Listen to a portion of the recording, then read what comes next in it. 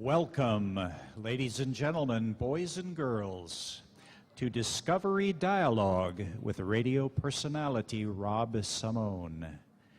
This is the first in what is planned to be an ongoing series. Tonight's disclosure features Dr. Dan Burisch.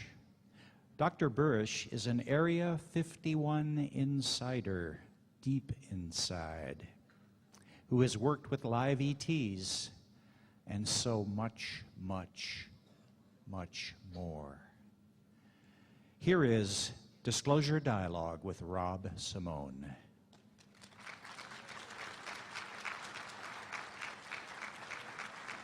Can you all hear me out there? Well, can you guys hear me out there? Almost. They can hear you. Okay, you guys can hear me? Hopefully they'll get it straightened out in the back. I know, I have no sound. Nothing I can do. I'm sorry. I can relay. You can relay. Sure. Well, okay, all right. We're coming into it now. Thank you all for coming. This is the first installment of Disclosure Dialogue. And I can think of no better person to begin this series. Sorry about that. I can think of no better person to begin this series with than our first guest here today. Dr. Dan Burisch represents, in many ways, the solution and the problem to this vast conundrum of our place in a larger universe. And what I mean by that is his story. Once you go through it, you realize that it does hold the answers to many of the questions that we have been asking in this field for the better part of 50 years. But it also represents some difficult truths and some very radical, extremely radical changes in the way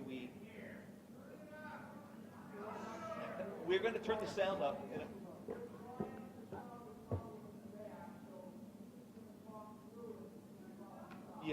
Yeah, they're fixing the problem. I do apologize if the sounds, we will fix it momentarily.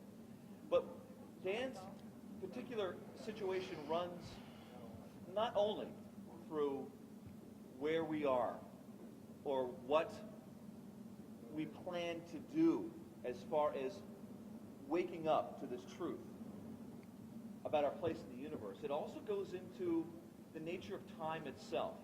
And when you start diving into this field, you realize that you can't come to this realization of where we are and how we got here without looking at the very nature of time-space itself. So it is with that, I want to welcome once again Dr. Dan Burisch. Thank you.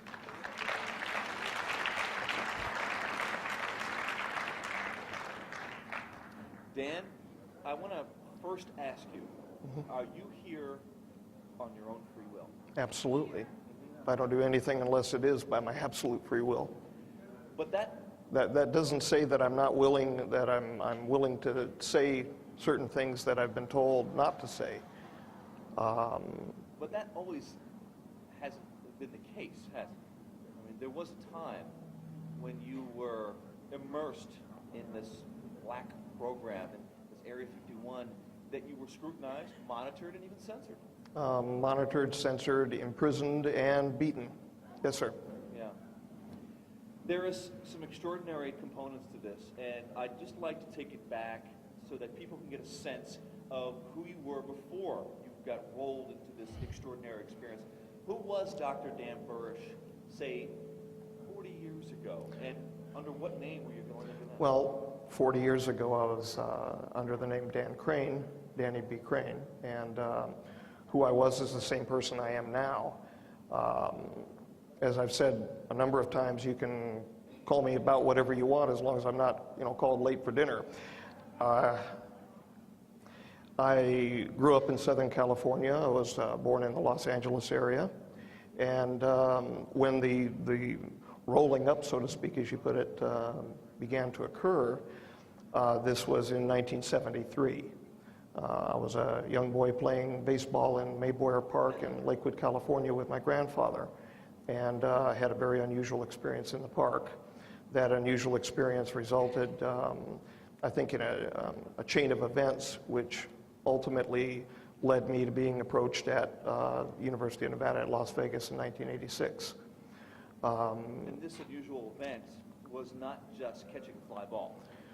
No. This was your first encounter or experience with entities beyond the human race. Well, what happened was I was out on a bright day with my grandfather, and we were playing catch.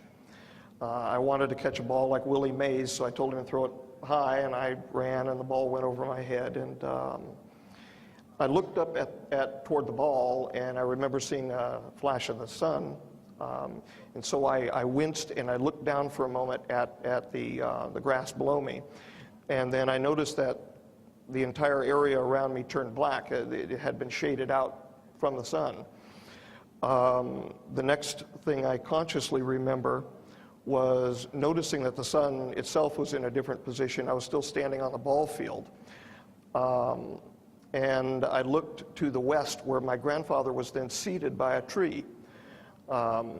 And I remember it was almost like a single frame flash of a tall person standing behind my grandfather. The tall person was wearing, it appeared to be all gray. All right. And aside from that, I didn't see anything, unusual or entities or anything like that. Okay. I then ran toward my grandfather, and he just stayed seated at the tree, which was very unusual for him. Mm-hmm. Am I still hearable? Yeah. Great, yeah. Great. No feedback now. Following that, he said to me he just wanted to take me home. He had reddened eyes. He had been crying, and which was very unusual for me because I had never seen my grandpa cry. Right. And he walked me home that day, and that began a series of events in my family, which ultimately resulted in my grandfather and my grandmother moving away. We were an extended family. Mm-hmm. Late night arguments between my grandfather, my grandmother, and my parents. Him not wanting to talk about, and to the day he finally passed away, he would never speak about the events in the park that day.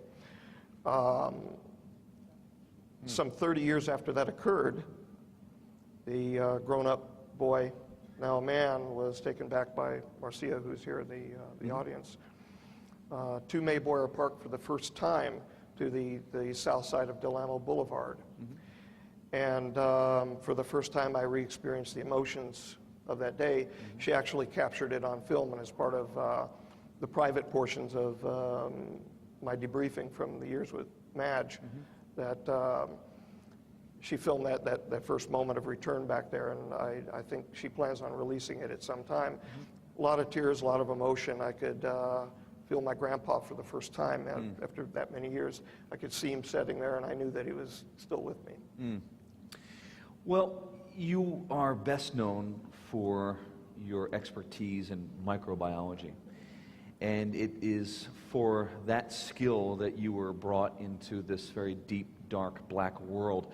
When did you first start your interest in biology or science in general? That started after what I found out much later was in fact an abduction experience at Mayboyer Park. Mm-hmm. That started within the next couple of years after that.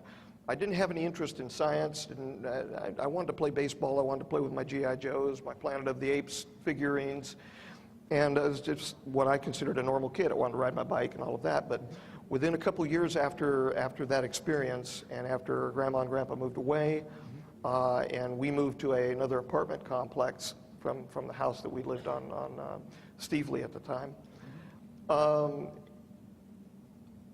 My interests began to change. They began to change rapidly. The Planet of the Apes figurines and the G.I. Joes were given over for beakers, and I had had a Tasco microscope ever since I was way young. And I started looking through the Tasco microscope more. And then something happened with my mom, Dodie. She said that she knew that I had a greater interest in science, and that she had been approached by a gentleman who suggested to have me introduced to a pathologist. She didn't really tell me anything much about that approach. I found out years later, because of a conversation that she subsequently had with Marcia, that she was actually given some money by these gentlemen and suggested who to call the chief pathologist at Long Beach Memorial Medical Center, and that he would help us from there.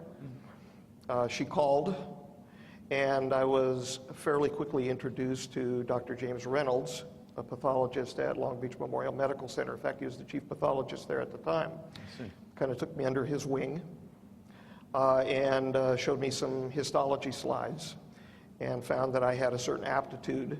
Where the aptitude came from, I still don't know for sure. I have my suspicions. But the aptitude was not normal for what I considered the young boy at the time. Your age bracket. Right. Yeah. I began picking up the histopathological slides and working through them one after another, and was remembering all of the names of the cells and could rattle them off for him and the tissue layers fairly quickly. We were working with a double-headed AO scope there in the pathology lab. And I was taken for many, many weekends on Saturdays, and he showed me how to process tissues and do paraffin sections and all of that. So the interest picked up rapidly, and he said, well, you don't have a decent microscope.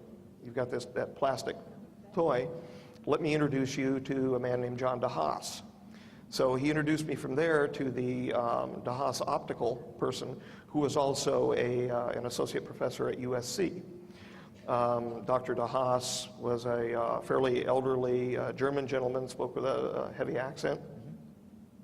And he said, he says, we've got a little meeting, and I'd like to introduce you to some people at the Los Angeles Microscopical Society. And we meet at the George C. Page Museum at the La Brea Tar Pits. I'm sure they're a fun bunch. They're all right. I mean, I walked into a group of people that I consider the most learned minds in the world, especially at the time.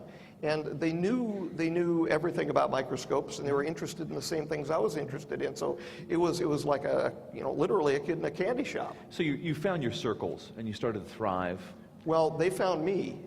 The circles found me, because I was just kind of moving from then living on Delamo Boulevard, further down Delamo, then to meeting Dr. Reynolds, then to John DeHaas, then to the leader of the Lambs, Gil Millay, who was a composer.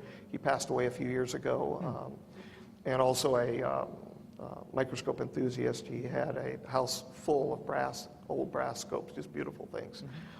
From there, Zane Price from UCLA, who I believe is in emeritus now, the gentleman who showed me how to use a transmission scope for the first time, an electron microscope. Did you start your formal education at SUNY, I believe, before you got sort of indoctrinated into this intelligence work, or No. was this something that happened after? No, what happened was I was working in Bert's lab, Dr. Bert Bell Barbero. I'm not sure if he's still around. God, I hope so. But working in Bert Barbero's lab, under cover of secrecy in the department, because I had already been made persona non grata, I refused to change certain numbers having to do with a hypochlorite study that I was doing with another professor. He wanted me to up some numbers so that higher funding would come in from the National Cancer Institute. I said no. I gave him the set of keys and the keys accessing the White Hall's Animal Laboratory, and said, thank you, no. As a result of that, I lost any opportunity for a committee letter to go to medical school. However, Bert, who needed somebody to clean his laboratory, offered me in exchange for my willingness to clean his histology and his parasitology, there were connected labs, offered me the opportunity to continue the work inside of his laboratory. Okay. So there I was working one day in 1980 using a rotary tome to cut some slides. He had me cutting some nematode slides for him. And it was just, as for privilege of using the lab to do the other work. And contrary to what people have been told by certain, I'll just say, jaded journalists, I was not working with Clorox bleach. We were working on taurine chloramine. And that has a long and a rich history of modulating immunosuppression and immunoactivity.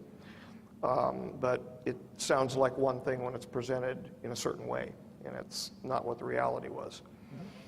In any case, I was working in there, and I heard somebody keying the door. Now, that alerted me and scared the death out of me, because I thought somebody from the department who may know that I did not belong in there at the time may be coming in. So I began to gather my things quickly, and I was going to go out. There was a room between the two labs. Head out the back door. And I was getting ready to run out the back door and then get out the door by the incinerator down by the animal facility. Well, it was not members of the department who walked in. There was one gentleman who walked in wearing a suit. Another gentleman, that was LJ. I subsequently knew him during the entire 20 years. He ended up becoming the aide-de-camp to MJ1. We called him Little John, because he was a large gentleman, and we called him also Little John because he was the aide-de-camp to the person whose first name is John. We're talking about Majestic 12, one of the first members of Majestic 12. He was considered the moral compass. Okay. So they walked in, and what did they say to you, I wonder?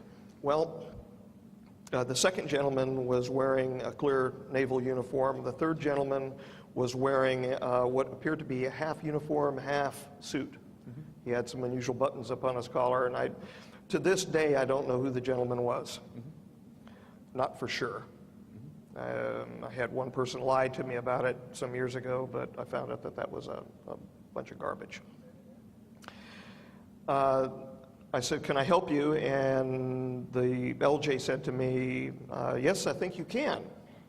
And they asked me to speak with them, and I asked if I could have a seat, and I ended up having a seat there in the histology at one of the desks in the lab. And I said, "Am I in some kind of trouble?" I see, just prior to this, I had given an interview, Rule 1, don't trust the press. I had given an interview, other people agree, they know, given an interview with the Yellen Rebel. And that interview was part of my contentious breakup with this certain professor, and he's passed away now, so I'm going to leave his... Yeah, it was the campus newspaper. Okay, campus newspaper. And I had a nickname for the modulation chemical that we were working with, and we called it transformium. It was a nickname. It was kind of like we use nicknames for the Lotus project, which we're working now. Well, how this ended up, I gave them an honest interview. I spoke the truth. I said that we're working on it, but the numbers weren't high enough, and he preferred, I was being diplomatic about it, that he preferred higher numbers. We had a disagreement, and I left. Well, Crane claims cancer cure. Was the headline. Was the headline above the photograph of me. Yeah. I've never claimed such a thing. If I find one, then you'll hear me claim it.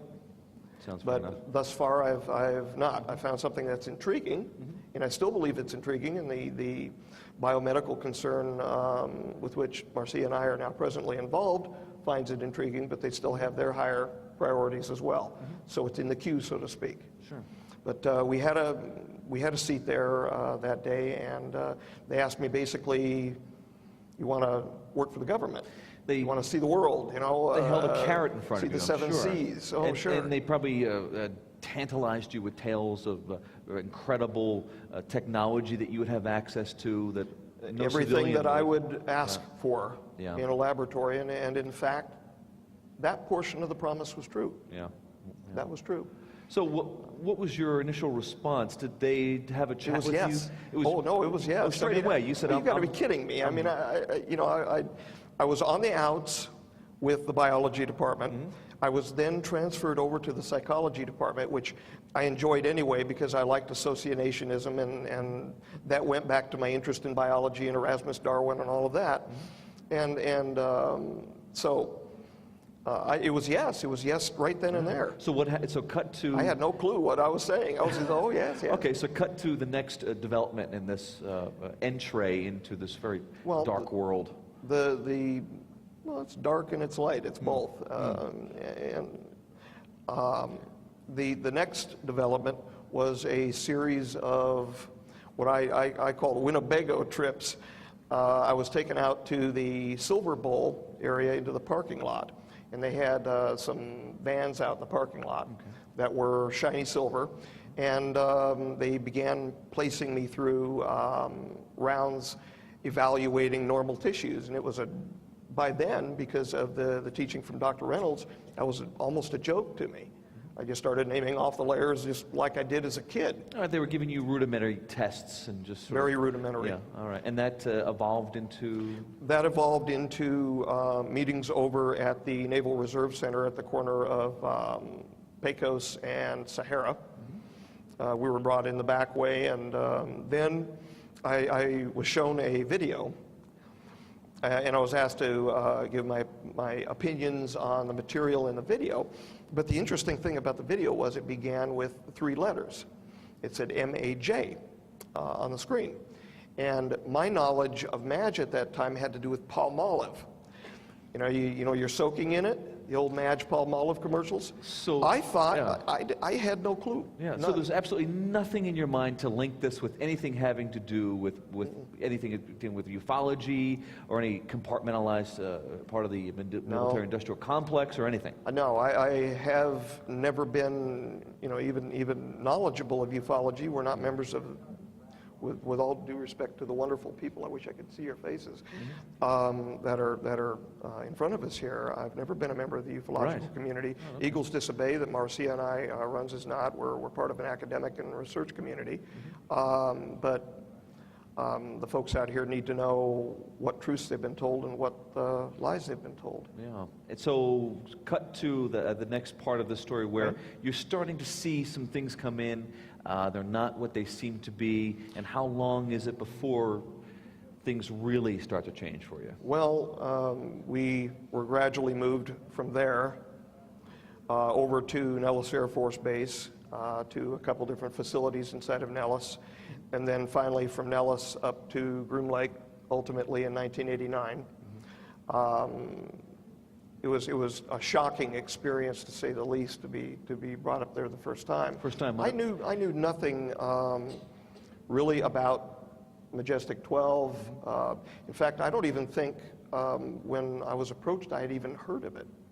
Well, what was the first trip to Area 51 like? I mean, did they take you on a bus or a plane or a combination of both? I was originally transported up there via aircraft from Nellis Air Force Base. I was told to provide a series of letters and numbers, which I later found out, and I hope they've changed the switch since. I'm sure they have, but they're license plate numbers. And this is one of the interesting things to me. I've heard a lot of people talking about all of their experiences of going up to 51 and what they've seen and all of that business.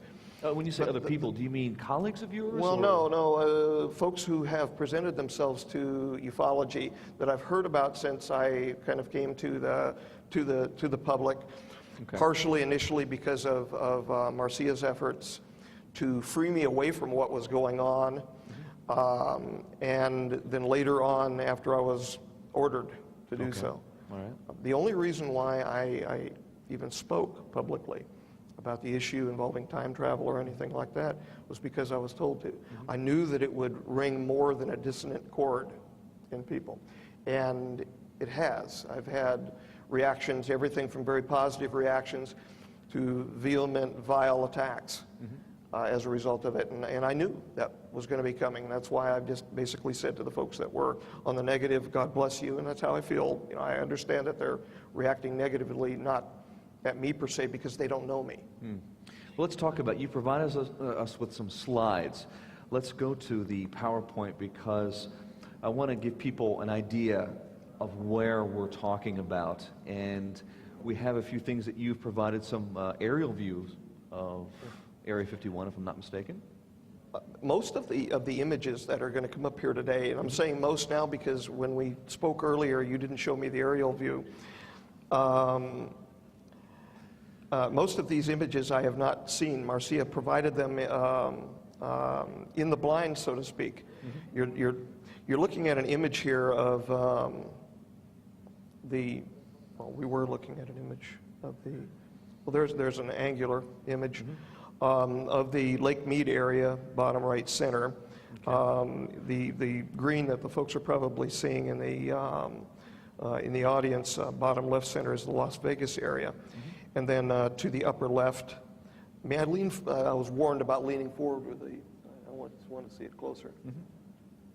Can you turn that a little bit so I can see it direct on? Well, it's a very. Let me go to a larger picture because people are familiar with where it is. Groom Lake on the right, Papoose Lake on the left. This is a tighter shot of where we're talking about. It's some 90 miles northwest of Las Vegas. Right. It's in the middle of nowhere, and the government keeps gobbling up land. It's an old AEC facility. Yeah. And you were the first time you were there was what year? 1989. 1989. Yeah. So I wasn't brought to Papoose south of there until 1990. Okay. We were flown in, landed on the tarmac, were greeted by the buggies on the tarmac. Another thing that I haven't heard from the other experiencers from 51, and I still don't know why. Maybe they're not saying it, or maybe they don't know. But we were greeted by the buggies, taken over to the initial security where we provided the in switch, as it was called, where we would hand off the numbers that we were given, and that told them that whomever we were, we didn't identify ourselves by names. Whomever we were, we had the right numbers on the in switch, so they knew we belonged. Well, let's soak into this experience because this is an extraordinary part of it. What kind of plane do you remember that they flew you out on? It was a 737, I believe. It was Janet. How many people were? It was a Janet Express. Janet Express, it's been on, yeah. Yeah, well, the old owner, one of the people involved with Dulles early on was involved with the naming of Janet. Janet was a favored lady of someone's, but I'm not going to get into whose. That'll be for the next disclosure dialogue. Not with me. Well, okay, so you come off this plane. How many people were on this plane, and can you give us an idea of the numbers? The bottle washers were put up front, the engineers, and myself and a couple other gentlemen who were transported up there, gentlemen that I did not then know. Okay. But come to know later on in Aquarius, we were all transported up together, and they were separated off because they were already part of the Aquarius unit at Papoose, and I was pulled into a different facility inside of the Groom Lake area. Right. We were brought in past a door. I went down an elevator onto a platform, was told to step off onto the platform, which we did, and then we went down on a very large elevator, a flat type, what you would see on an aircraft carrier. It was an actual aircraft lowering device down to a smaller set of rooms, and that's where the quizzing continued, having to do with by then histopathology, as well as dealing with cytochemistry and items like that. We think we have some photographs or some mock-ups of the installation itself. You were kind enough to provide us with some 3D renderings. Again, okay. You and your people. Is this a good place to start to give people an idea of the physical location itself? That would be an edge-on view of level 3. Right. And if what you see actually on an angle shooting up through level 3 was what was supposed to be, that's third level below ground, what was supposed to be an escape tunnel. The escape tunnels were a joke. They were blow-off tunnels. If something went wrong one floor below there, everything inside of that floor would be, including the individuals, would be incinerated. So nothing would escape out to you good folks. Different kind of escape. And so we were told to go to the escape tunnels. Well, it was a bend over and kiss it goodbye. That's the reality. If the alarms would go off, when we were a floor below down in the 3+ lab, we knew that once we were hosed up and all of that if anything went wrong, if the alarms went off, just pull the hoses out and sit there and kibitz with each other until it was done. Well, we're seeing a more three-dimensional drawing, and you're saying this is the third level only. Right. This is the level which housed the rooming facilities, The triad that you see on the right were the fourplex rooms.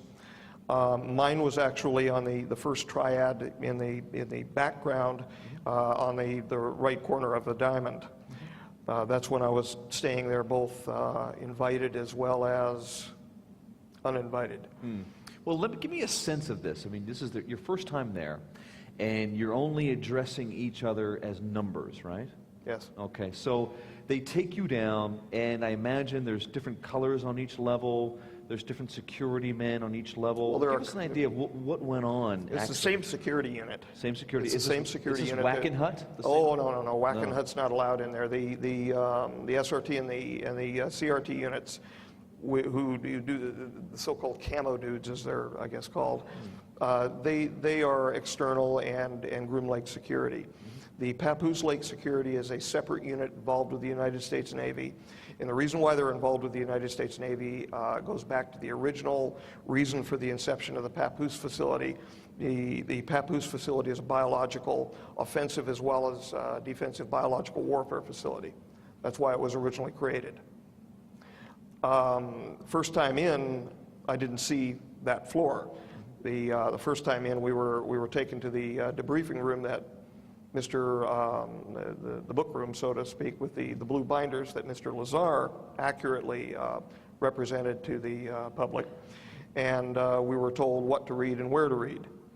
After that, and I want to be as polite as possible, but the facility that I was in, while it may have been the same facility that Mr. Lazar was in, he was in the facility for, I understand, some 3.5 months, on and off. I spent on and off a good few years directly involved with that facility. And from the position of the Galileo bays that he accurately described, all the way down to the 401 number, it's the only facility in the world. He claims that it's one floor. It's the only facility in the world I've ever run into where the first floor is called floor 1, as in it's actually stamped on the wall. That's why it's multiple floors. Get a little more detail here. You can't see that from Galileo, though, with all, due deference to him, that if you're restricted to the Galileo bays and the avionics bays, you can't see that.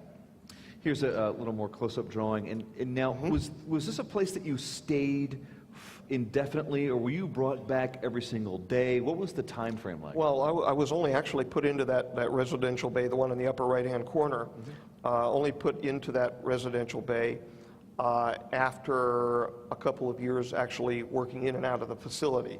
The majority of time we were brought in, and this is after we were cleared for level 4. We went down, were badged in, went through the cleansing process and all of that business, and then were taken to the Aquarius briefing room, which was right in front of the bunny room, the B1 room. So were you weighed, inspected, and detected?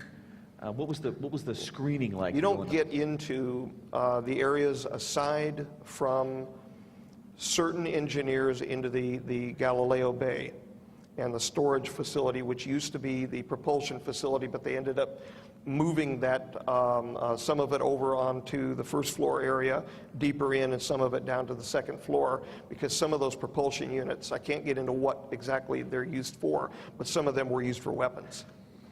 They were changed, back engineered into some weapon applications. But you were thoroughly screened in entering the facility and leaving. I never got in past the nurse's office without being stripped.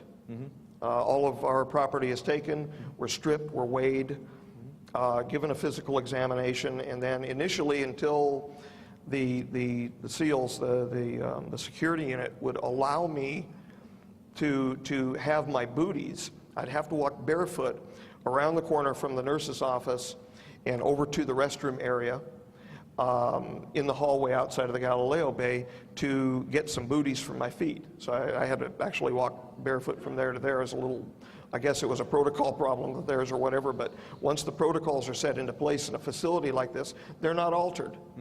So the Navy SEALs were providing security at this? I didn't really say Navy SEALs. I said the SEALs. Their nickname was the Black SEALs. A mysterious branch of the Navy SEALs? clandestine? I'm not certain that offshoot? they're directly related with the spec war people. They are a different breed. They're the kind of folks that, as accurately indicated by Mr. Lazar, could be very intimidating. They carry firearms, they carry automatic weapons, and it's called walking the line up there. There are lines painted on the floor. They are stationed in various locations in the facility. Given that the fact that the facility may still be there, I don't know. I haven't been there for a while, so But tell me about this God only knows. concept of having to stay on a line. There were blue and red lines on the floor, and you were instructed where to walk and when to walk. Initially, if you come in and you work in a new job, you don't know what you can get away with and what you can't get away with. So what do you do? Okay, honestly, what do? You follow all of the rules as exactly as you can. So when somebody is new in a facility like that, they're feeling oppressed by the weapons. It's an oppressive environment. It's protocol driven. What do? You follow all of the rules, and you don't know what you can get away with. After you've been there for a while, you learn that you can kind of slow down in certain places. So after I was given an H badge, when I was able to actually take a walk in the facility, that because of the good graces of the number one guy, I was allowed to walk around a little bit, but I was still not allowed to stop and look through the bay windows down over looking at the craft. I could slow up and glance, and down near the end, I'll say down at the end of the hull for the Galileo Bay is where one of the security units was posted. I would go down next to the end, say hi to him, and he'd nod at me, and I would turn around and walk back just to see what I called the chocolate drop. There was a small triangular ship near the end of the 9 bays that looked like black liquid mercury. It was beautiful. It looked like this beautiful little triangle. There were no corners on it or anything like that, and it just sat there, and it appeared to be setting above the level of the ground. No noise, just sat there. And I loved to look at this thing when I was allowed up there, when we weren't event driven. And what shape would you say that this craft took? It was generally triangular. Generally triangular. It was smaller than the back engineered stuff that the good folks in the public have seen wandering around the skies, the triangular ships. Those are all ARV craft. They're back engineered defense related craft in case, well, they would be used in case they need to be used. Did you get any information about this craft while you were there or after, about its origin or its functionability? Nobody would speak with me about it, and the point that I was making about it is I would kind of stop and glance, and if I would slow up too much, I would hear walk, and so I would continue walking. And when a guy is carrying an wise to automatic continue weapon walking. and yells walk, you tend to obey. Yeah, you do, until you figure out what their limits are, and some of the limits that we got to. When we finally got together as a unit for Aquarius, and when we were finally told what we were dealing with and with whom, we started making fun of them a little bit. We didn't like being treated as monkeys up there. You realize that you were a little too valuable for these guys to be ordering around like a gym coach. No, they had a job to do. But at the same time, I am kind of not just that I attended UNLV as a rebel. I'm kind of rebellious. I've always been kind of rebellious, so this was after I was thumped to be the working group leader for Kaela. I kind of led them in a mini rebellion coming out of the chopper and things like that. This is when they stopped taking the buses from Groom, that god-awful bus, and they choppered us over to Papoose. And we would do the monkey routine down the walkway leading into S4 and actually walk like monkeys. Really? Just to irritate them. Well, yeah. But it was clear though there was a set of blue lines and a set of red lines. We were supposed to stay inside of the blue lines. If we would step outside of the red lines, this is outside the facility, they would shoot us. Right. And it was made very clear. So as long as we were doing the business inside the lines, they wouldn't shoot us. Yeah. If you're acting like a monkey within the line. Yeah, that's after we were there a while, though. Yeah. After I was there a while, You get to when know I them. when I came in there, I had exactly the same impression Yeah. that Bob mentioned. These folks have guns and they'll shoot you. Yeah. And my eyes were, you know, that big around, just like everybody else's, I'm sure, that went in there. Unless you're a little, you know, enjoy that kind of thing, and I don't. Well, in the interest of time, let's move to where you're starting to examine these biological specimens. And you're That dealing... papoose, you mean? Right. And you're there, and you've been going through this, but it dawns on you at some stage that these things did not originate from anything that you were familiar with.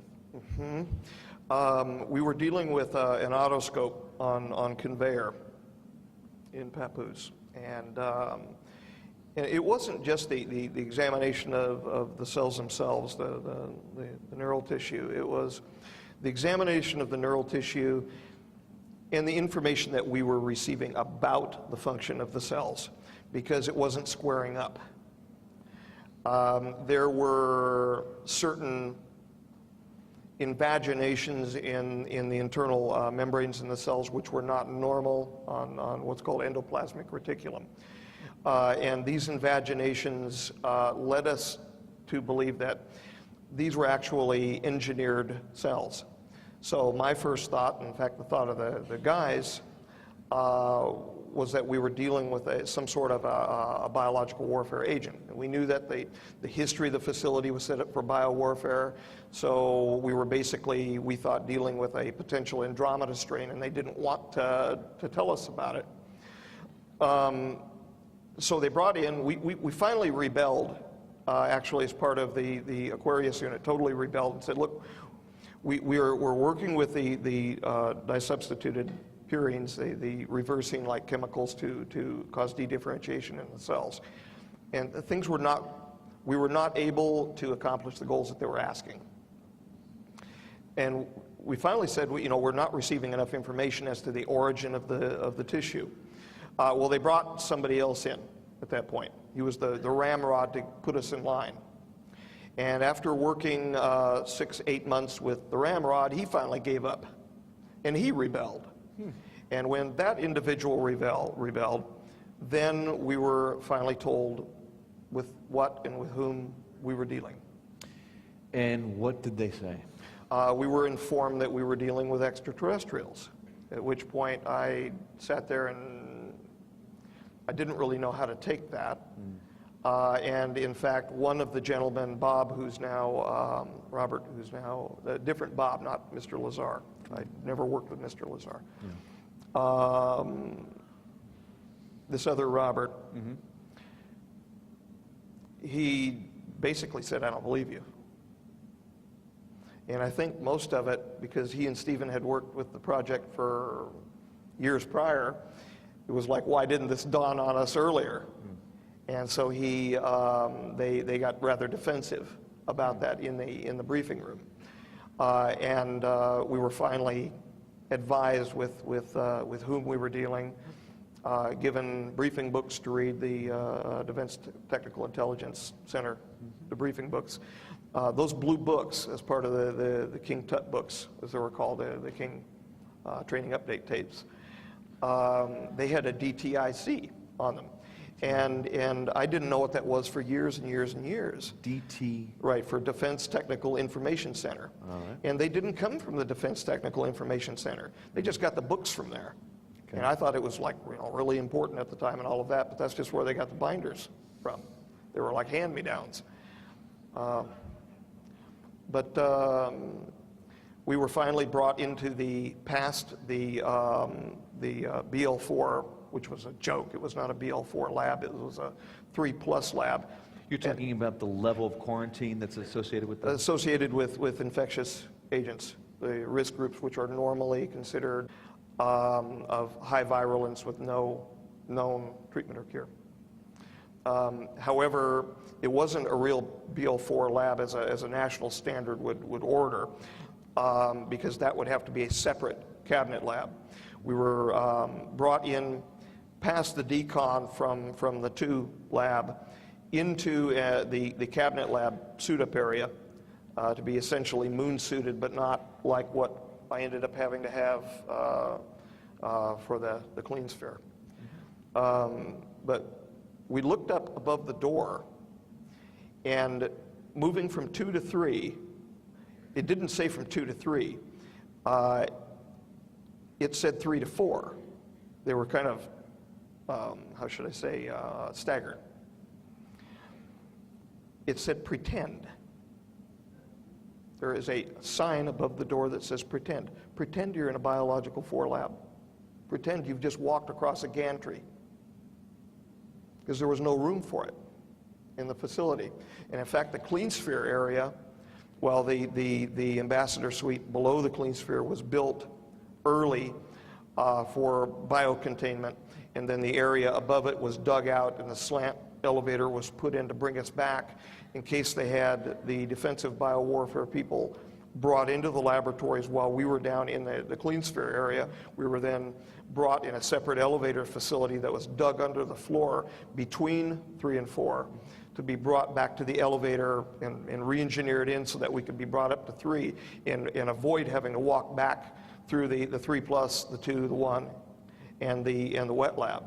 Let me ask you about this realization that you're working with samples from a live, did they say it was a live extraterrestrial being? Yes, sir. In your going through these documents, was it revealed that this being came to Earth as a result of a crash in Kingman, Arizona? We didn't read that per se to start with. Yes, his date of origin on a jump was to 1953 Kingman. He was part of a 3-person crew. One died, the other one was taken to Los Alamos. That one subsequently met Mr. Uhouse. That person, that J-Rod as he was known, was a P+45. The J-Rod with whom I was privileged to associate was a P+52, who was actually a diplomat and a spy, which is why he was originally put under guard and treated extremely poorly, including intumescing him, firing pressure on him to gain pain compliance on him, which is why he originally introduced himself to me as captive. Now, this is something that you're continuing to work on. You have these samples, and you're dealing with retroviruses, and you're trying to help him with his neuropathy. Is this how it progressed from that point on? Well, I wasn't dealing with retroviruses at the time. We were just attempting to de-differentiate the cells and get them to re-differentiate into a normal microglial cell. Because he had suffering a degenerative. Yeah, it was a CIDP-like chronic immune demyelinating polyneuropathy-like degenerative disorder that was mixed in with other things, things like an MGUS, which is a monoclonal gammopathy of uncertain significance, and a bunch of other, technical stuff. But he had Wallerian degeneration. In other words, it was a polyneuropathy. It was a peripheral neuropathy degeneration, which caused him extreme pain, and it also caused a reduction in his produced AFGPs, which were antifreeze type glycoproteins. This is why I was brought in. The training that I received after being first associated with them in 1986, the training that I received at SUNY, and I understand I've got a legal consideration here, the training that I received at... When you say training, you're talking about your PhD? Yes, sir. Which you did receive at SUNY University? Yes, sir, that's true. It was underfunded. It was paid by Dr. Teller. He was involved with the committee of the majority. Who was your advisor during that time? Am I legally able to say that? I can say his first name is Bill, his last name begins with an L, and he receives $256,000 a year in stipends. and he was also made a fellow of the National Academy of Sciences. He is an expert in glycoprotein, and if anybody does any research from there, they can find it. I have with me a legal agreement that I will show you, but it cannot be shared with the public. The reason why it cannot be shared with the public is that in that legal agreement it says I will not share it with the public. Would you like to see it? Now that we're on the subject, sure. Yeah. right. Because this is a point where I know has generated a lot of talk on the internet, and it has been something that has been kicked around. It has gone through various stages of documentation. I'm the one that's been kicked around. Well, you're the only one that has come forward on this. So yeah, right now Well, you are taking all of the That's the way- limelight and everything else. That goes Yeah, along and with it. every lovely thing that comes along with it. That's just the way it goes, I guess. Truth is truth. People can either deal with it or not. It's their choice. You're welcome to sit there and read it, but please do not read it aloud. You'll see that it's a legal. Tell me, in essence, so that the people listening, give them a nutshell of what I'm actually looking at. You're looking at a private agreement between myself, a third party, a legal agreement with a third party, Right. and a certain university. Yeah. I'm allowed to say that, yes? All right. That legal agreement says that my status shall be restored insofar as it is necessary to be restored for business and professional reasons. However, I'm to hold harmless that certain university who was caught lying. I sent a buddy of mine to the Eastern Seaboard who got somebody on tape because I was tired of being bashed around too. And as a result of getting that person on tape, somebody else stepped in, and you may note the name on the bottom of that privately to yourself. All right. But in any case, there's a legal agreement in place where, for professional reasons, in other words, I have a key turn now where my background has been substantiated so that I'm able to do business in the biotech field, in industry, which is where it's important. It's not important when I go home and go to sleep at night. The doctorate isn't. It's only important insofar as what I can do to help people with it. So I had to do something. So I took that as that was an independent action. And the guy who got it is the one who on our forum calls himself Mongrel. He is our chief of security, and he private now. It's not group associated. As a result, these are all things that can't be. I can indicate what they're looking at. That sheepskin was provided. It is. I can say that it is a group out of France who entered into third-party negotiations for us. Thank you. And they are distantly associated with the Catholic Church. Following that association, we came to meet people who were associated with this gentleman, that face you knew, and this is the gentleman with whom we are directly associated for the biomedical concern. And as a result, this appointment occurred to the biomedical concern, making me a vice president and also to serve at his pleasure as a science advisor. Now, this is an international company? Yes, sir. And you can't say their name? No, sir. Okay. Well, Let me tell you why. Let me tell you why I don't. Marcia and I are part of a group who, because of my background mostly, the weird nerdy background involving biology, we work very quietly for the company.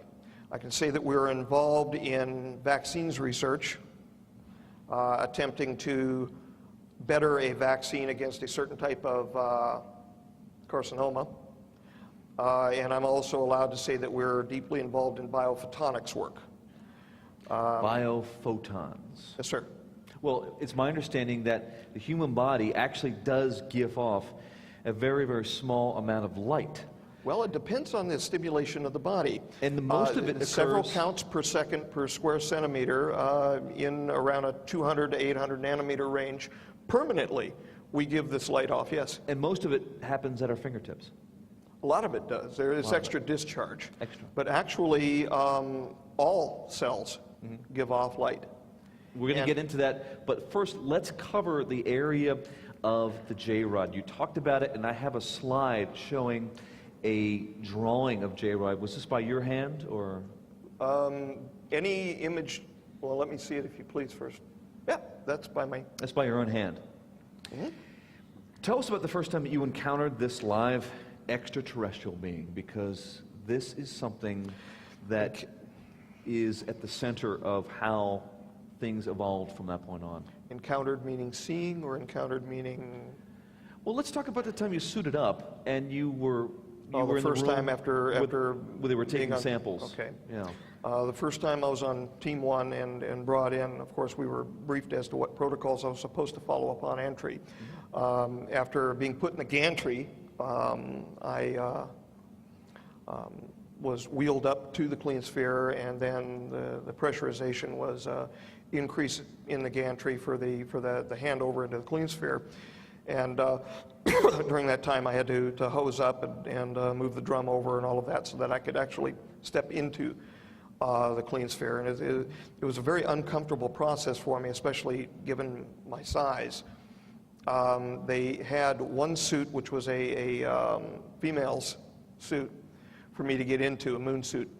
And when they put the locking ring down on the top of me, it was a little bit Too short? Too short. Yeah. So it caused indentations, impressions on the top of my head, which was extremely uncomfortable. And you had to suit up because J-rod requires a different atmosphere than we It was under different partial pressure and a higher partial pressure of hydrogen, around 4% hydrogen. Was that the only variance? Slightly less oxygen. Okay. And a higher general partial pressure of all of the elements in the mixture. Okay. And I'm looking, is there a tail we see in the background, or is that a hand? No, that was just my interpretation of his finger there touching on the glass. He used to mess with me. It was difficult remembering the protocols where I was supposed to use the pin system to remove the tissue samples from him. A painful process for him and for me. He was entrained at the time with me, and I actually felt, when I put the needle into his arm, I felt the pain in my arm. You were in constant and immediate telepathic communication with J-Rod as soon as you walked into the room? Well, as soon as I was on the floor.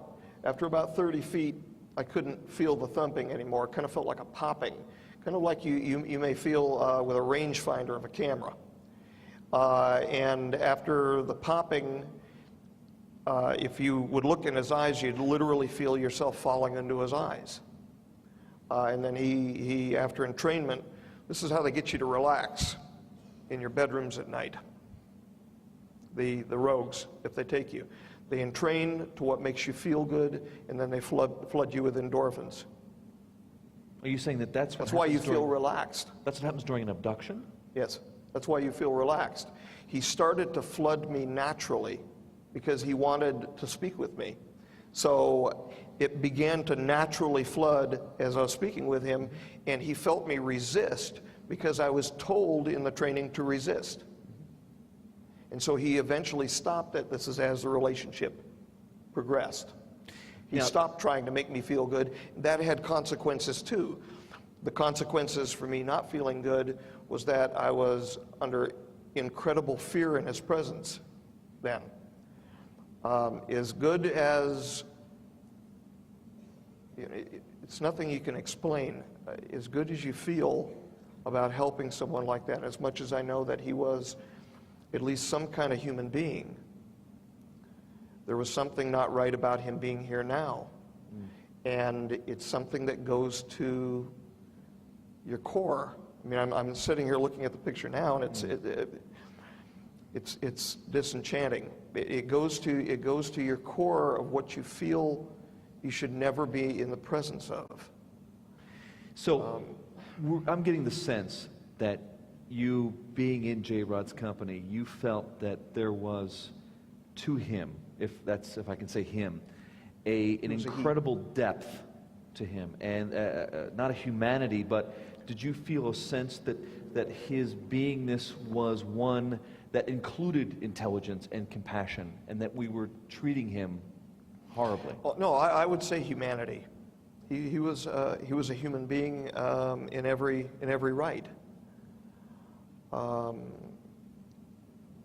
Different, but a human being. Then again, you know, to a certain extent, we're all different from one another, but we're all the same. He definitely had a human heart.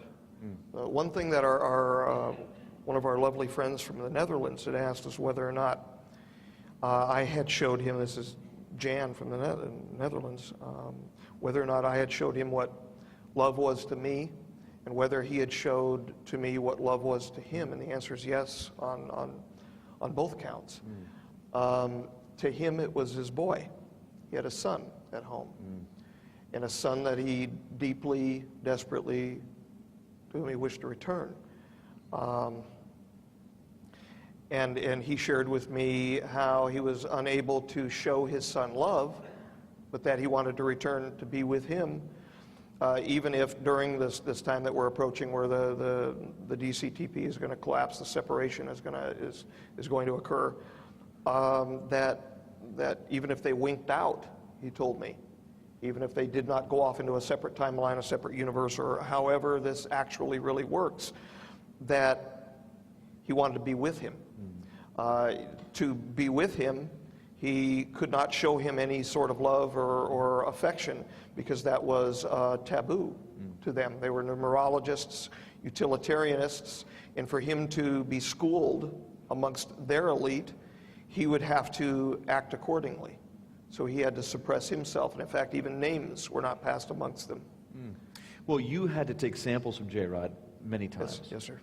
And how did that procedure take place? Once you were suited up, and I know they gave you a simple protocol that is a joke in the sense that anybody who understands this telepathic connection, but you had to stay there and say, I am human, I come in peace. And I had to fib to both the people over the general radio that we had, as well as the second channel that we had, which was strictly the security and surveillance aspect. I had to fib that I was not being spoken to by him whatsoever. Because they would ask you this. Oh, I mean, oh yes. I mean, they would say, is he speaking with you? And I'd say, oh no. And was he speaking to anybody else that would come in contact with him, or were you the only one to your knowledge? That I don't know. All right. That I don't know. That's a good one, because we never, it's a good question, because we never had conversation on whether or not he was speaking with anyone else. One I hadn't even considered until now. I don't know, maybe I was just so enamored with what was going on at the time that I hadn't even considered that. It's possible. It's quite possible. If he could figure out how to do it with me successfully, and he was smarter than me, absolutely. So you had to approach him, and tell me what that was like, how J. Rod actually moved. Give us a sense of being in that room. When he was being good or when he was being bad? A little bit of both. Okay. I was supposed to step into the immediate right of the doorway from the gantry, and I was to raise my right hand and show that I was a friendly human being, and there was an outline of a human being, and it was all a big joke. At that point, I was supposed to do the bridal step toward him. Bridal step? Right. Left foot forward, right foot, left foot forward, right foot, as it was established by protocol with him. All right. And I, in fact, did so each time I stepped toward him. As they walked down the aisle, in other words. Right, yeah, right. Okay. I was supposed to do the same as I stepped away from him, and I was to never turn my back to him as a sign of respect. That happened in all but one occasion. That's when he decided to play a game with me, and I took a couple steps forward, and he ended up taking a couple steps forward at me. The The friendship, the camaraderie, the heart, gone. I mean, it was panic. Because sheer how does he freaking move? panic. Is he walking like we do? How does he move? Essentially, yes, but he was limping, and he had a hard time actually walking erect because he was losing muscle tissue. He had severe atrophy in both of the legs, and so he would walk but limp. So, from my perspective at the time, before I almost threw up when he stepped toward me, he looked like he was flopping his way toward me.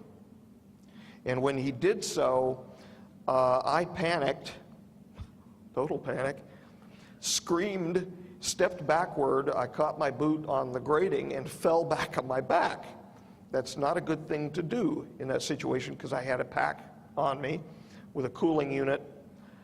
It could have been cross-contamination. It could have been... If I had a protocol and I had tape with me and all of that, if I had cut myself the same way in a BL4 lab to retape myself and then be isolated and go through decon, and that would have been a real problem. And I'll tell you why, because I'll get back to what happened in a second. But when we're separated from the clean sphere, we're taken over to the decon unit, and the entire gantry room is flooded with a decon chemical, so you actually get suspended in a decon chemical. Now, had the tape or had the gouge in a suit, if that had happened, not held, that decon chemical, I would have had to have kept that off my skin, or it would have caused severe burns. Then they flush it out, flush you with water, and then you're allowed out before the desuiting and all of that. And there's a whole series of protocols for the doffing and all of that. But I fell backward, and he didn't jump on me as I heard some folks say. He just literally stepped up onto my chest, and he looked down at me and he smiled at me. He smiled? He smiled at me. Okay. Yeah, that's about as good as it used to get. He used to kind of click his face, and I knew he was smiling. That was his way. And now, mind you, the B team out on the floor, including Bob at the time, was going nuts on the radio because I had fallen backward and I had been attacked by the guest. From their point of view. Yeah, they're talking. Yeah. I'm yelling, no, no, no, while I'm laying there on my back. No, no, no. I'm telling them no. Mm-hmm. They're thinking I'm telling him no, that he was hurting me. And I'm flopping around like a cockroach there on the floor. Yeah. Real nice. So what happened? Boy, don't I feel great. Yeah. And so I'm laying there on my back, and I then I remember pushing the number 2 button, and I said, I'm okay, to try to tell the security people not to mess him. I would have been fine. They may have killed him at that point. The next thing I remember, I wasn't there. He had entrained me, and he was showing me his home, and he was talking with me. He had locked you up in sort of a two-way mental exchange. Mm-hmm. I don't want to say mind meld, but... Well, it's not this Vulcan. Right. And was it that experience that you feel infused you with some innate knowledge that led to the discovery of the Ganesh particle? No. He showed me as part of that communication. It was fast, and it was a real rapid ride with him. But what he did is he showed me his idea about how life came about. He showed you his home. Well, he showed me his home, he showed me his boy, he showed me his wife, and he showed me his mother. In his home world, did you get a sense of what the cities looked like or what his home world was like? Yes. Can you give us just a little taste of that? Only to a certain extent, because part of it was left private between him and myself. And I'll honor that. It was extremely dank, dark. It was an underground facility with tubes. There were no portraits or normal living amenities, what we would consider, coverings on tables or anything like that. all stoneware looking, gray sheet metal colored, no real color to his world at all. He showed me his son, who was cute. And his wife. And his wife. Yeah. Oh no, it was his mating pair. Right. They had mating groups, and showed me his mother and why he was given the private name that he was given. The fact that she was aware from prior viewings with their equipment that he would come here as an exchange, which is part of the reason why they called him Kaela, was from the word challah, meaning a bread gift. And there are several levels to, in fact, even his name. But I felt the love from her to him, and these sorts of things. Not all of it was, some people have asked, well, could he have lied to you? Yeah, of course. Of course, he was quite capable. He was smarter than me, and he was a human being. Human beings lie. But you didn't get the sense that he was? No. Did you get a sense of why he was on that craft that crashed in Arizona? Was he sent here, as you said, in exchange, but can you give us a little better idea of what that was? Yeah, he was part of a diplomatic exchange unit to improve our ability to back engineer their craft. So he meant to crash and be captured? No. But No, they had a gravimetric problem in Arizona, and they went down. It was during bad weather. It was a gravimetric problem, I believe, involving the electrical conduction in the atmosphere, and they dumped. If they hadn't gone down, where would they have ended up? What would they have done? They would have ended up not that far away in New Mexico at Los Alamos. Doing? They were to land there and then disembark and act as part of the exchange program. The one fellow that died there at the scene was taken to Los Alamos. Ostensibly, I guess he was taken to the sweetness facility there at Los Alamos Underground. So you're saying that Majestic 12 facility had a exchange program already up and running at that stage? A one-way exchange program, yes, sir. And the problem with this is that in 1953, while they thought that they were dealing with time travelers, they didn't know for sure. There was not that much information forthcoming. It was not until the Orions in 1954 actually brokered the treaty system that we knew for sure. That was, of course, brokered with Eisenhower. It was brokered in California, and that was brokered, in fact, with an exchange gift of the cube, which you showed me earlier that you had an image from Marcia. Right. The so-called yellow book or yellow cube or the Orion cube. Give people an idea of some of the members of the original MJ-12. Well, you've got my wife's grandfather's friend, James Forrestal, who was terminated. He did not commit suicide. That is garbage. Thrown out of a window, Yeah. Yeah. Yeah. Who else? He was somewhat unstable, from what I understand, and he was preparing to talk unilaterally at a time when no such allowance would be made, and he was terminated as a result. That's what happens, and I'm making a very serious hint here. That's what happens to people when they speak unilaterally. Sometimes they're assassinated. Who else was part of that, the original? Oh, Vannevar Bush, who was the original scientist. And I've got a list of them here if you'd like. Well, you can, off the top of your head, or whatever is easiest. Well, we've got Hillenkotter. But, the thing is with me, these early folks are essentially non-existent. When I came in 86, not only were they not spoken about, nobody really cared. It was a new unit. It was a new group of 12. So, it's a quaint history, and all of that, but it's not a history which, aside from the knowledge of the history of the majestic, it's not a history that matters. Anybody else that you think is worthy of mentioning?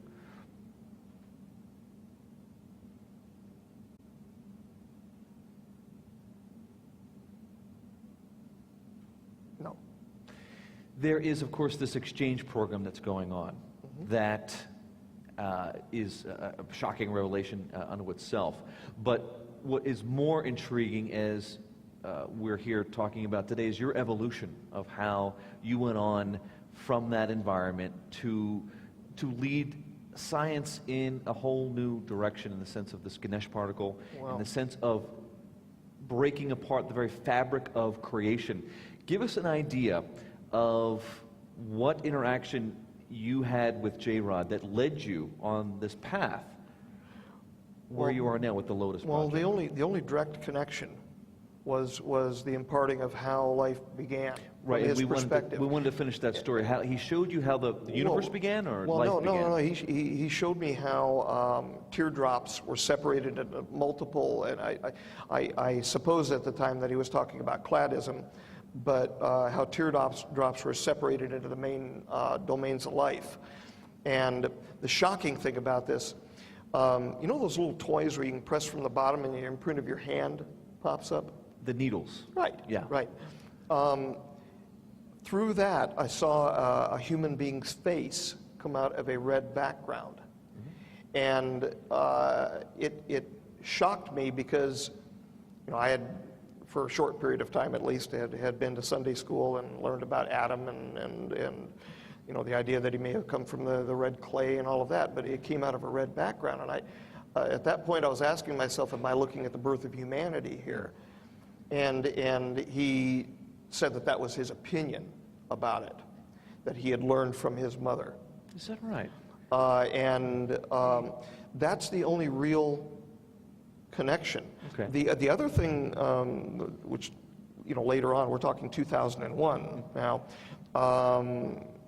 when we went out, the wife and myself went out to Frenchman Mountain to do a fairly prosaic endosymbiosis study. It was fairly funded, but it was just to keep me happy while I was doing important things that they considered important.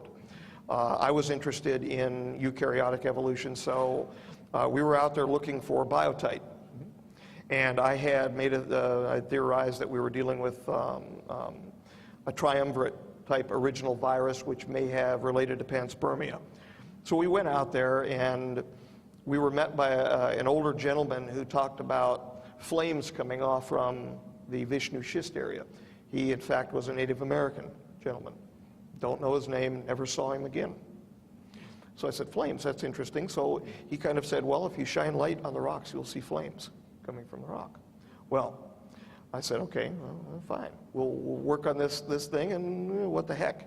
So we put a laser on the rock and turned the film on, and gradually the laser went out, and I cussed the laser out, and it was a pen laser, you know, like this.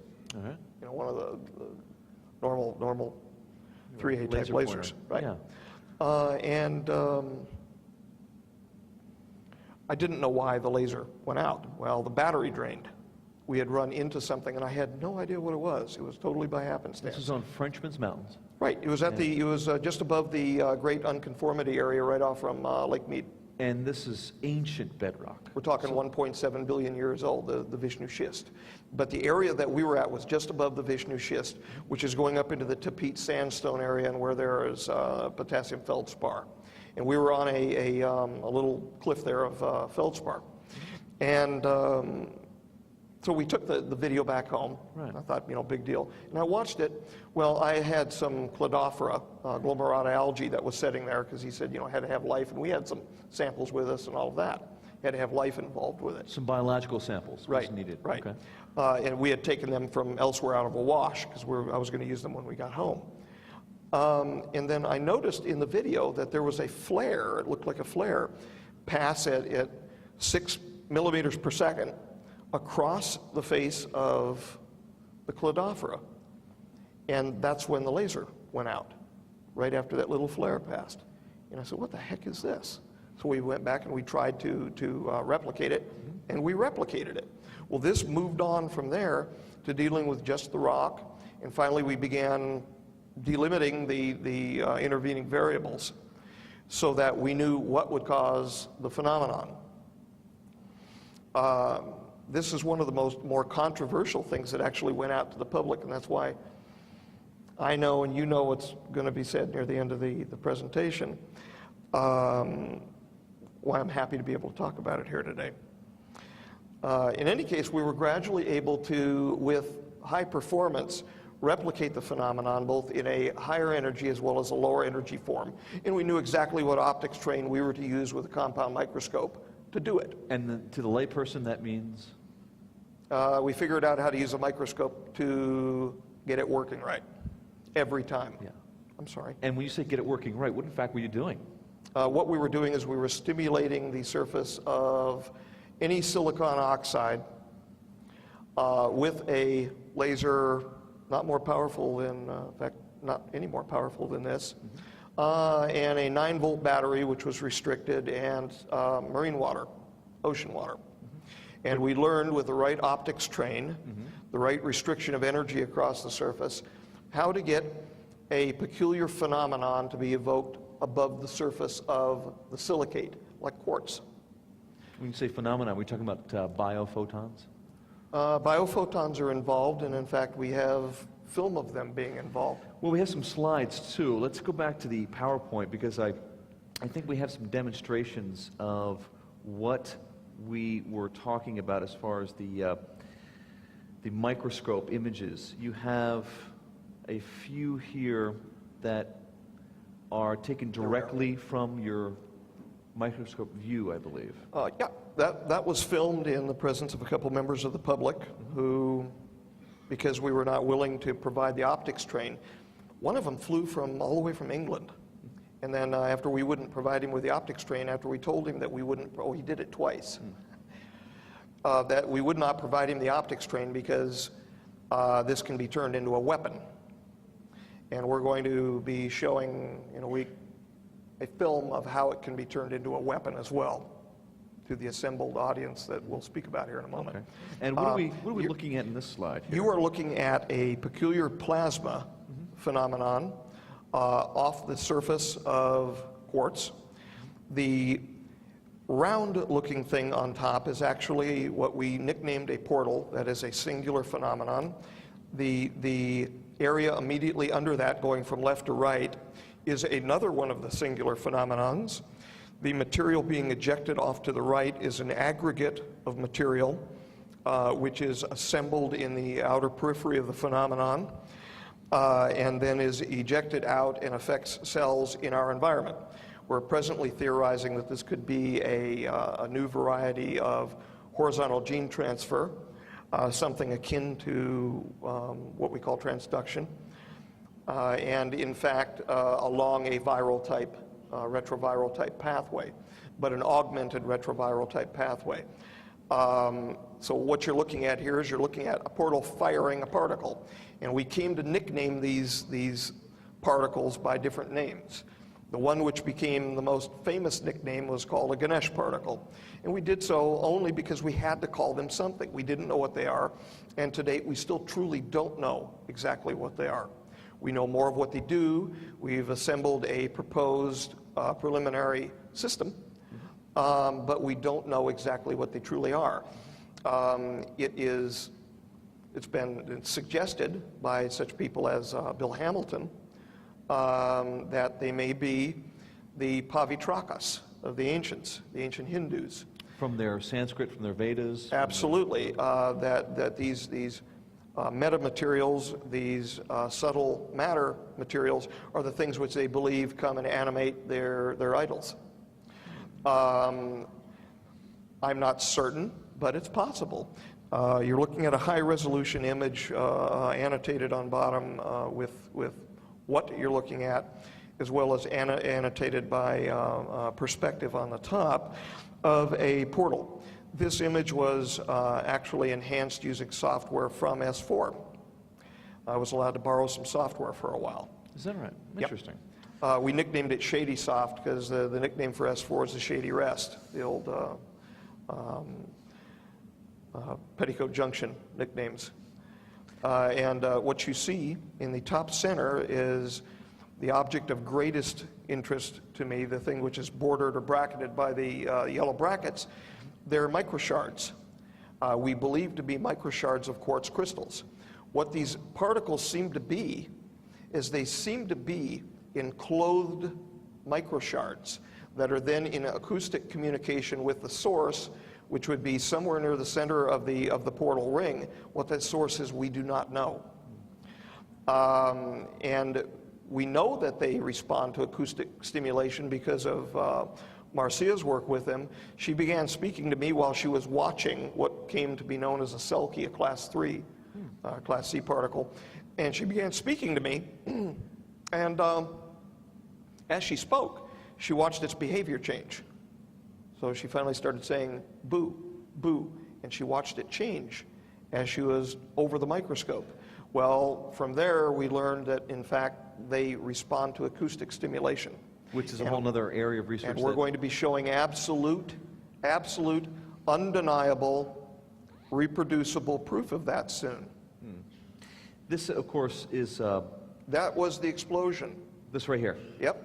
If you put the wrong kind of tones into the system, what you see being ejected to the upper left was the head of my microscope, and it was lodged into the ceiling of my apartment. So this actually during blew this up your very expensive...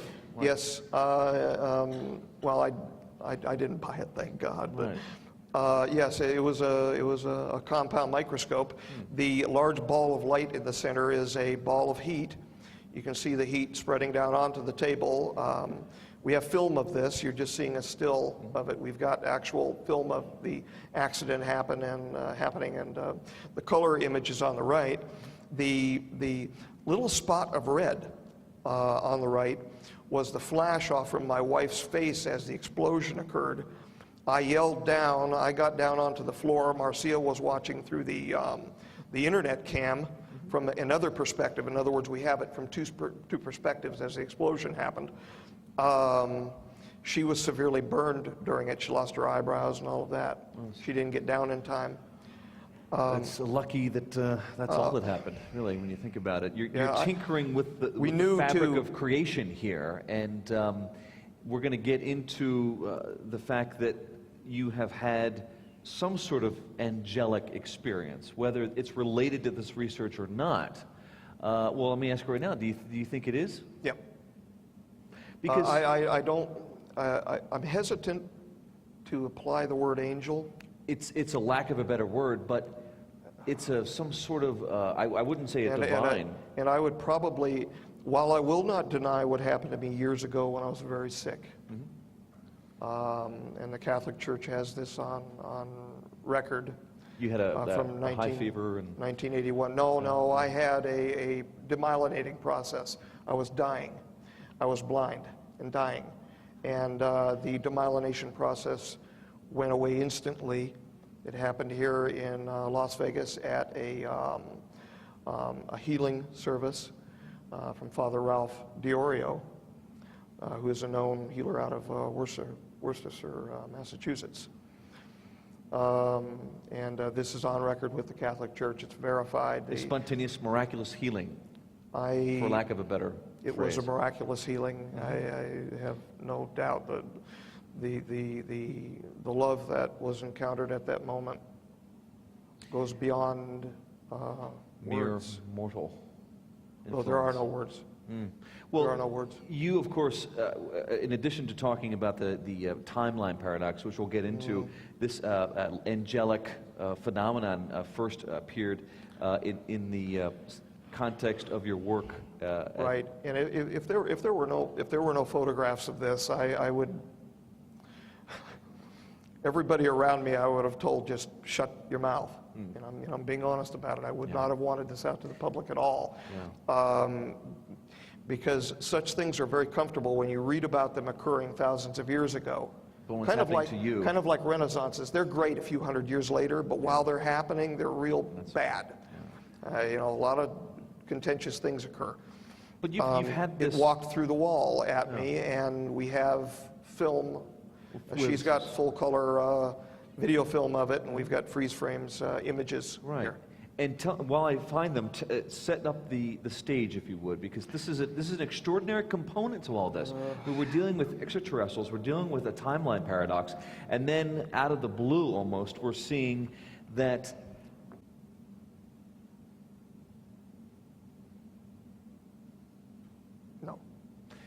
there is, of course, this exchange program that's going on that is a shocking revelation unto itself. But what is more intriguing, as we're here talking about today, is your evolution of how you went on from that environment to lead science in a whole new direction in the sense of this Ganesh particle, in the sense of breaking apart the very fabric of creation. Give us an idea of what interaction you had with J-Rod that led you on this path where you are now with the Lotus Project. Well, the only direct connection was the imparting of how life began. Right, from and his perspective. we wanted to finish that story. How he showed you how the universe began, or life began? No. He showed me how teardrops were separated into multiple, and I suppose at the time that he was talking about cladism, but how teardrops were separated into the main domains of life. And the shocking thing about this, you know those little toys where you can press from the bottom and the imprint of your hand pops up? The needles. Right. Yeah. Right. Through that, I saw a human being's face come out of a red background.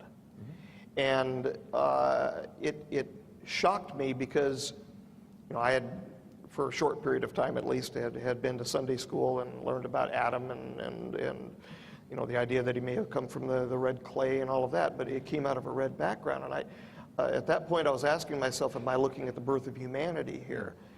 And he said that that was his opinion about it, that he had learned from his mother. Is that right? That's the only real connection. Okay. The other thing, which, you know, later on, we're talking 2001 now, when we went out, the wife and myself went out to Frenchman Mountain to do a fairly prosaic endosymbiosis study. It was fairly funded, but it was just to keep me happy while I was doing important things that they considered important. I was interested in eukaryotic evolution, so we were out there looking for biotype. And I had I theorized that we were dealing with a triumvirate type original virus, which may have related to panspermia. So we went out there, and we were met by an older gentleman who talked about flames coming off from the Vishnu schist area. He, in fact, was a Native American gentleman. Don't know his name, never saw him again. So I said, flames, that's interesting. So he kind of said, well, if you shine light on the rocks, you'll see flames coming from the rock. Well, I said, okay, well, fine. We'll work on this thing, and what the heck. So we put a laser on the rock and turned the film on, and gradually the laser went out, and I cussed the laser out, and it was a pen laser, you know, like this. Uh-huh. You know, one of the normal 3A type Laser lasers, pointer. right? Yeah. I didn't know why the laser went out. Well, the battery drained. We had run into something, and I had no idea what it was. It was totally by happenstance. This is on Frenchman's Mountains. Right. It was it was just above the Great Unconformity area, right off from Lake Mead. And this is ancient bedrock. We're talking 1.7 billion years old, the Vishnu schist. But the area that we were at was just above the Vishnu schist, which is going up into the Tapete sandstone area, and where there is potassium feldspar. And we were on a little cliff there of feldspar. And so we took the video back home. Right. I thought, you know, big deal. And I watched it. Well, I had some Cladophora, glomerata algae that was sitting there, because he said, you know, it had to have life. And we had some samples with us and all of that. Had to have life involved with it. Some biological samples was needed. Right. Okay. And we had taken them from elsewhere out of a wash, because I was going to use them when we got home. And then I noticed in the video that there was a flare, it looked like a flare, pass at 6 millimeters per second across the face of the cladophora. And that's when the laser went out, right after that little flare passed. And I said, what the heck is this? So we went back and we tried to replicate it, and we replicated it. Well, this moved on from there to dealing with just the rock, and finally we began delimiting the intervening variables so that we knew what would cause the phenomenon. This is one of the more controversial things that actually went out to the public, and that's why I know and you know what's going to be said near the end of the presentation. Why I'm happy to be able to talk about it here today. In any case, we were gradually able to, with high performance, replicate the phenomenon both in a higher energy as well as a lower energy form. And we knew exactly what optics train we were to use with a compound microscope to do it. And to the layperson, that means? We figured out how to use a microscope to get it working right every time. Yeah. I'm sorry. And when you say get it working right, what in fact were you doing?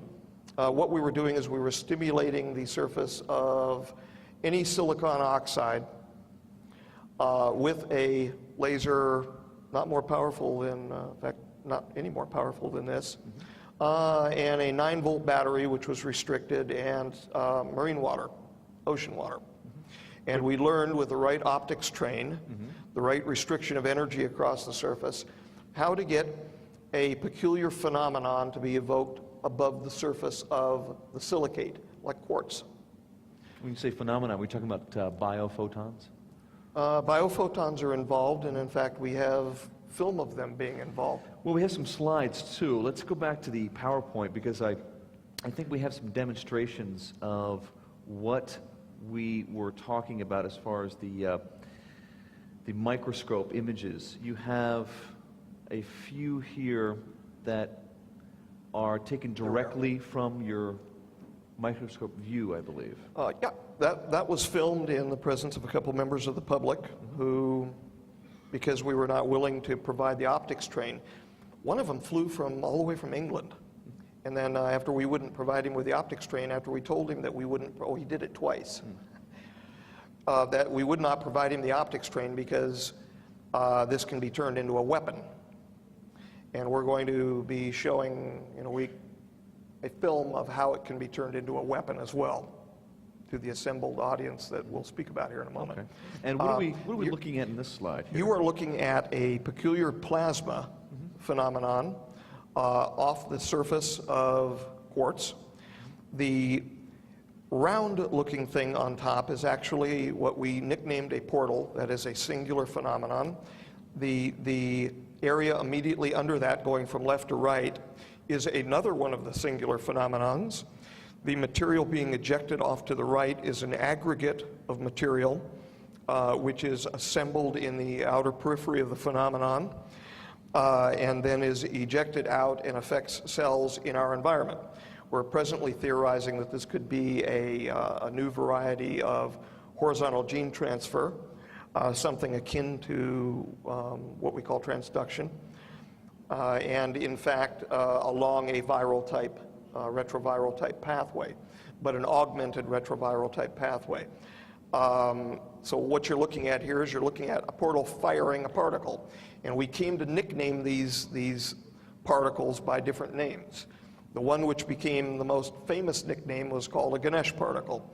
And we did so only because we had to call them something. We didn't know what they are, and to date we still truly don't know exactly what they are. We know more of what they do. We've assembled a proposed preliminary system, but we don't know exactly what they truly are. It's been suggested by such people as Bill Hamilton that they may be the Pavitrakas of the ancients, the ancient Hindus.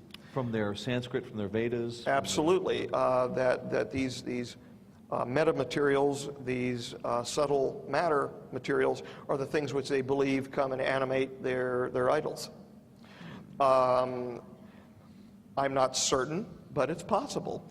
You're looking at a high-resolution image annotated on bottom with what you're looking at, as well as annotated by perspective on the top of a portal. This image was actually enhanced using software from S4. I was allowed to borrow some software for a while. Is that right? Interesting. We nicknamed it Shady Soft because the nickname for S4 is the Shady Rest, the old Petticoat Junction nicknames.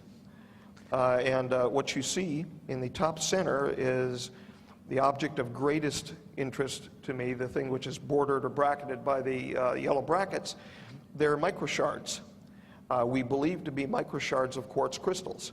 What these particles seem to be is they seem to be enclosed microshards that are then in acoustic communication with the source, which would be somewhere near the center of the portal ring. What that source is, we do not know. And we know that they respond to acoustic stimulation because of Marcia's work with them. She began speaking to me while she was watching what came to be known as a selkie, a class 3, class C particle. And she began speaking to me, and as she spoke, she watched its behavior change. So she finally started saying, boo, boo, and she watched it change as she was over the microscope. Well, from there, we learned that, in fact, they respond to acoustic stimulation. Which is a whole other area of research. And we're going to be showing absolute, undeniable, reproducible proof of that soon. This, of course, is... that was the explosion. This right here. Yep. If you put the wrong kind of tones into the system, what you see being ejected to the upper left was the head of my microscope, and it was lodged into the ceiling of my apartment. So this actually during blew this up your very expensive... Yes. Well, I didn't buy it, thank God. But Right. yes, it was a compound microscope. The large ball of light in the center is a ball of heat. You can see the heat spreading down onto the table. We have film of this. You're just seeing a still of it. We've got actual film of the accident happening, and the color image is on the right. The little spot of red on the right was the flash off from my wife's face as the explosion occurred. I yelled down. I got down onto the floor. Marcia was watching through the internet cam from another perspective. In other words, we have it from two perspectives as the explosion happened. She was severely burned during it. She lost her eyebrows and all of that. She didn't get down in time. It's lucky that that's all that happened, really, when you think about it. You're tinkering with the fabric of creation here, and we're going to get into the fact that you have had some sort of angelic experience, whether it's related to this research or not. Well, let me ask you right now, do you think it is? Yeah. Because I'm hesitant to apply the word angel. It's a lack of a better word, but it's some sort of, I wouldn't say a divine. And I would probably, while I will not deny what happened to me years ago when I was very sick, and the Catholic Church has this on record. You had from high fever and 1981. No, I had a demyelinating process. I was dying. I was blind and dying. And the demyelination process went away instantly. It happened here in Las Vegas at a healing service from Father Ralph Diorio, who is a known healer out of Worcester, Massachusetts. And this is on record with the Catholic Church. It's verified. A spontaneous, miraculous healing, for lack of a better It phrase. was a miraculous healing. I have no doubt that the love that was encountered at that moment goes beyond mere words. mortal. Well, there are no words.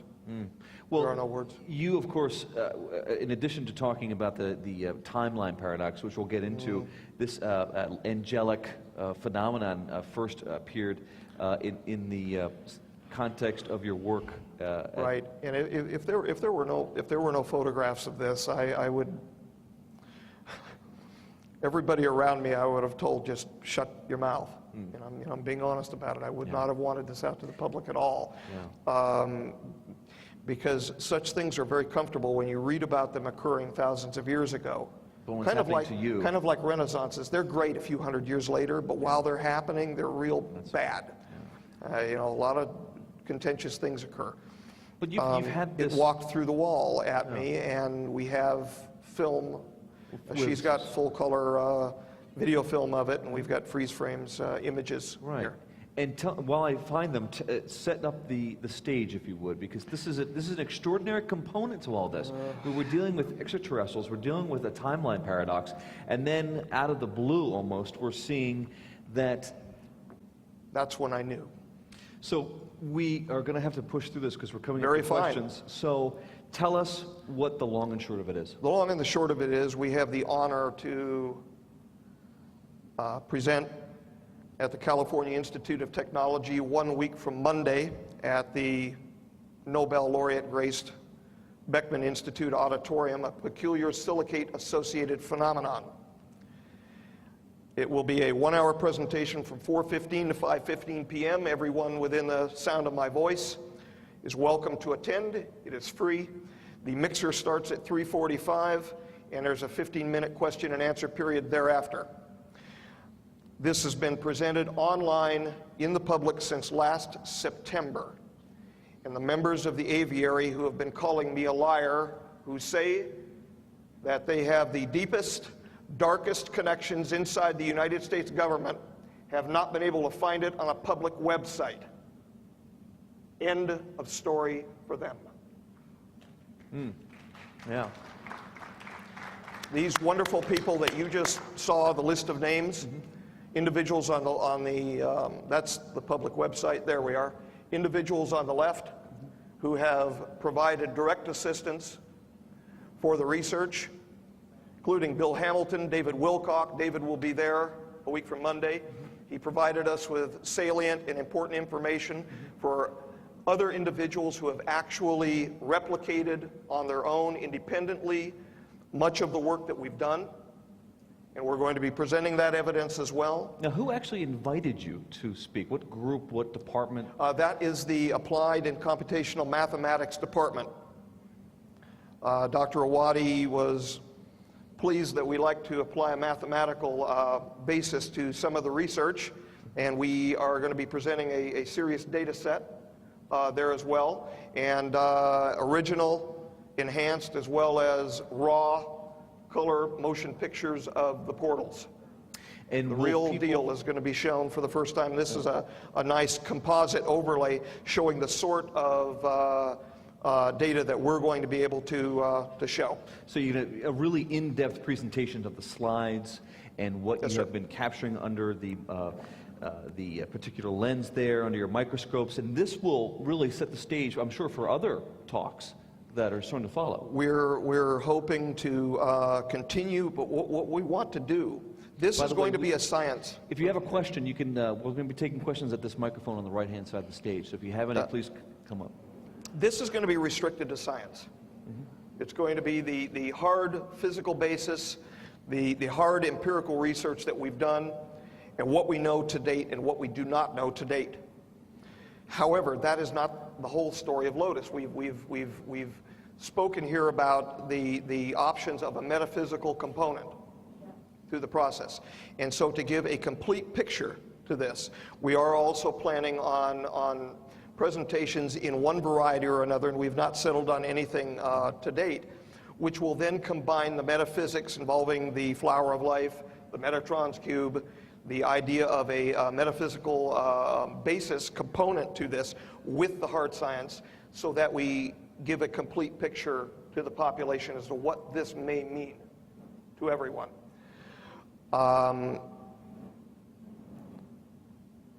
Obviously, we're grateful. I don't deserve to have found what we found, but we have. All right. All right, let's take some questions. Please come up to the microphone, and let's try and get through as many as we can here. Thank goodness I can see human faces now.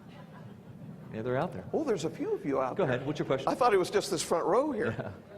I was going to ask you about your non-human friend. You say he's an emotional being, and you have emotional contact. So in aftermath, can you say something about his perspective personality that you think you discovered? Yes. That's one question. The other one is, your wife helped you out of this horrible situation that you didn't want to be in, that you were caught in. Can you say a little bit more what she did? What touched you? Or how did she get you out of the situation? Okay, we Okay. have to separate individuals between Dr. McDowell, who is sitting up front here, Yeah. and my wife, Deborah. Okay, yeah, two questions there. Thank you. All right. Thank you. Thanks. He would joke with me. He was a joking, happy, very ill little gentleman. And he would even joke with me to the point where he would, as I was writing the protocols on the side of the clean sphere, because I couldn't remember them offhand, there were so many of them, I was supposed to memorize them, I would write them backward. I'm dyslexic, so it was easy for me to write backward. I would write them backward on the clean sphere, and as I was doing it, he'd take his finger and he would, from the inside of the clean sphere, go over my letters as I was writing it. So your sense of humor would be key. He was an it was great humor. He was an extraterrestrial of human lineage. He was a human being. The reason why she is sitting here right now is because her family, as well as my wife's family, were directly associated with the earliest MJ12 group. And the particular individual with whom they were associated was Forrestal. Yeah, because when we want more people to come forward like you know, we must learn from your case. How do you do it? Mm-hmm. And the wife is obviously a very important person in this picture. Do you have anything to say about how your wife has been a support mechanism?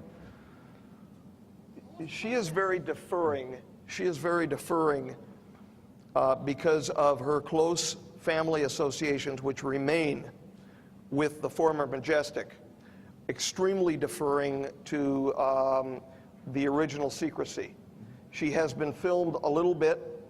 She is on record with an affidavit under penalty of perjury as well concerning the Sunni document that she stole from me and handed it over to the Majestic. And she indicates it in there, and she said, I took it from him because I was told to. You have a question? Thank you. You have a question? Realities are hard sometimes. Go ahead. Dan, could you please clarify what the, excuse me, what the portal is and what its function is? Sure. It's a plasma phenomenon, a highly organized plasma phenomenon, which seems to emit material and communicate with that material once the material is emitted into the environment. There is a deposition of material into cells in the environment, which appears retrovirally based, as well as possibly containing a positive sense messenger RNA. Yes, sir. Russell. Well, I feel like I missed half of this lecture. Could you please tell us where in space-time your little J-Rod friend comes from and something about his origins? Yes, sir. Straight question. He was a P plus 52,000 year, in other words, 52,000 years from our future on an alternate timeline, which had crossed over due to a disequilibrium, which we call the doctrine of the convergent timelines paradox. That disequilibrium is now restabilizing itself. The universes are parting from one another, and that's that wonderful time that was spoken of by the ancients, even the Mayans. We are not approaching a time of disaster. We are approaching a time of renaissance. And that time of renaissance, just like Dr. Wheeler has theorized that we can look at the passage of a single photon across the cosmos, going in two different directions at the same time, and that we can decide by which direction we look, which path it took billions of years ago. We all can create a renaissance in our future, the same way we can decide our own past. So would this And be, that's what unity means. So would this be in harmony with Jacques Vallée's idea that the ETs that we're seeing come to us from the future rather than from distant space? Would that be a fair construal? This is, sir, yes. This is true. So we should be able to communicate with them now if we can expand our consciousness. In theory, I wouldn't be one to argue with you. All right, we've got time for maybe one or two more. What's your question? Yeah, Omaha, Nebraska, MUFON UFO Study Group, Henry Middlebrook, team captain. Dan, when we go back to Omaha, you always say, tell the world. What should we tell the world when we get back to Omaha? The only thing that I've asked is to pray for, meditate on whatever is in your philosophy, your positive path philosophy for unity for humanity. It was observed in the looking glass during the T2 catastrophe that one of the things that we did not do is become united as a people. Therefore, it becomes critical, even if you spend a moment or two, to think about us all being one people, because that's all we are. Sure, we can draw lines on a map, and they're only as good as the next map we draw, but we always remain united with each other. So it is a matter, it is a critical matter. That's what Tell the World means. The original image which came out for Tell the World was a dove with an olive branch. Tell the world unity. Yes, sir. In all your work with the EBs, or the subject in Area 51, did you ever have a chance to look at the comparative sampling from the autopsies of other subjects that were brought in? We looked at the comparative samplings from other dissections, from the autopsies of other J-rods, yes. I've not seen any of the material from the Orions whatsoever, biological material, that is. We also used comparative samples from present-day human beings who decided to be transported because of their connections with the government, who were dying, to be transported to S4 and to subject themselves to living well up there while they were alive in a comfortable death, and then finally giving their material over for use in the grafting process while we were attempting to ameliorate the neuropathy. As one who has seen documents of EB retrievals from South Africa and Brazil, I want to thank you for your pioneering work. Thank you, sir. You have established a true benchmark in scientific history. Thank you, sir. Yeah, thanks. This man I know. This is Ron Garner. His name Ron is Gardner. up on the... Welcome. What's your question, Ron? Yes, I wanted to thank you for acknowledging me on your screen here. I have 40 hours of video of this gentleman. I spent 6 years of my life verifying everything that he said and a lot more. I came to the Congress here with the hope that I could talk to the governing committee. I brought all the documentation. I have it in my room right now. I have transcripts. I have validation from his university professors. Ron, we're just about out of time, Ron. Everything that they would need to verify what he's saying, because it's such a controversy on the internet. We've got about a minute and a half left. Okay, I'll give the Dr. Lear Now, because... What I'll say is this. I have sworn under penalty of perjury to what I've said. I have multiple affidavits out there. I've sworn under penalty of perjury. If I'm called before a court of law, I will support those affidavits in full. Ladies and gentlemen, that's where we're going to have to leave it. Thank you so much. This has been the first Disclosure Dialogue with Dan Burisch. Thank you. Thank you. It's you.